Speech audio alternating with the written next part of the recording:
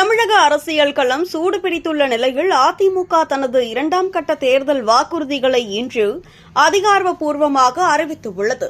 மக்களின் வாழ்க்கையை நேரடியாக பாதிக்கும் முக்கிய அறிவிப்புகளுடன் எதிர்க்கட்சித் தலைவர் எடப்பாடி பழனிசாமி மேடைக்கு வந்துள்ளார். அதிமுகவின் இரண்டாம் கட்ட தேர்தல் வாக்குறுதிகளை எதிர்க்கட்சித் தலைவர் எடப்பாடி பழனிசாமி இன்று அதிகாரப்பூர்வமாக வெளியிட்டுள்ளார்.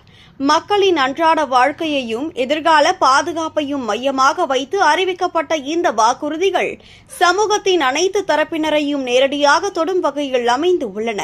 குறிப்பாக மாணவர்களின் கல்வி கனவுகளை சுமையில்லாமல் நிறைவேற்றும் வகையில் கல்விக் கடனை அரசே முழுமையாக ஏற்கும் என்று அறிவிக்கப்பட்டுள்ளது.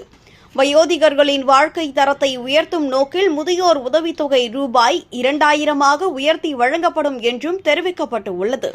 அத்துடன் விலைவாசி உயர்வால் பாதிக்கப்பட்ட குடும்பங்களுக்கு நிவாரணமாக அனைத்து குடும்ப அட்டைதாரர்களுக்கும் ஆண்டுக்கு 3 இலவச கேஸ் சிலிண்டர்கள் வழங்கப்படும் என்ற அறிவிப்பு கவனம் ஈர்த்துள்ளது.